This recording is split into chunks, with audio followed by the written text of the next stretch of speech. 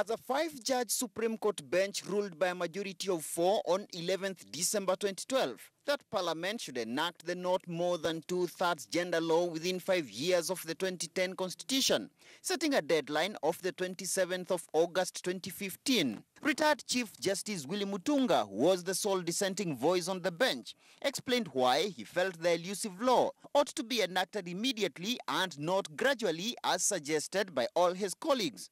Arguing that the 2/3 gender rule requires progressive realization flies into the face of this history of struggle by Kenyan women.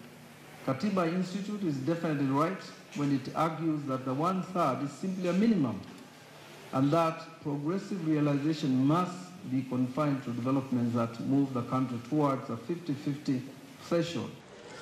Nearly 6 years later, Mutunga's warning is slowly dawning on Kenyans, as the National Assembly postponed a critical vote on the elusive gender parity law to early next year, citing lack of quorum.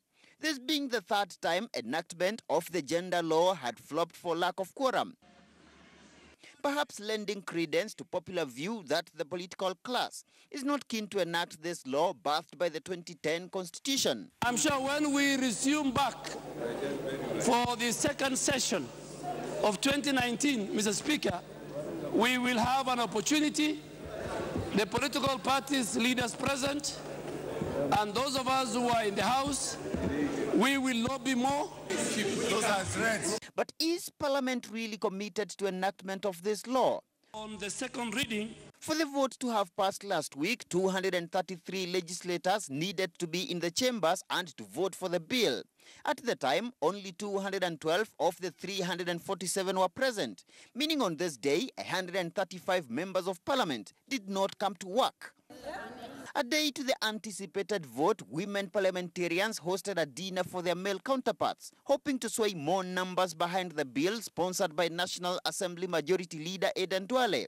However, of the 75 female members of Parliament, only less than 30 turned up for the dinner, while only 15 of their male counterparts honored the invite. There isn't the necessary political will or intent to actually pass this law. So I would be very, very surprised myself if a miracle happens on that day and we get this law passed. Some of them could have backed out because of the fear of their ground. But right now that we have more time, I am sure we're going even to help them, to speak to their people, educate them, and tell them it's not a bad bill. Actually, it's a very good bill.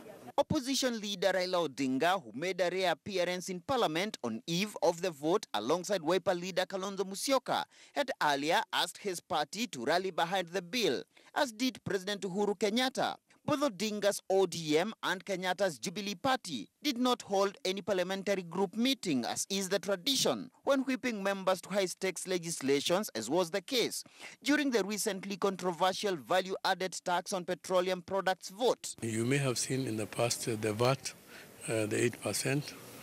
There was a reasonable support and gesture from His Excellency, the President and the leadership of the country. But as far as Jubilee is concerned, they have not done enough. We haven't seen Jubilee members of Parliament being called to the State House. We are already in Christmas mood. And therefore, hiyo maneno sasa ya kuwa tuko katika hali ya sikukuu.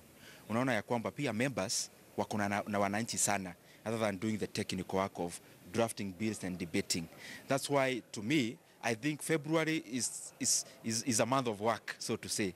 Na hiyo itakuwa very easy to get the numbers that you need. But in a further demonstration of the political resistance to the gender law, Parliament is already in the appellate court, challenging a March 2017 ruling by High Court Judge John Mativo, in which he ruled that composition of the last Parliament violated the gender principle. In the same ruling, Mativo had warned that the last Parliament faced risk of dissolution in 60 days at the advice of the Chief Justice to the President if it failed to enact the elusive gender law.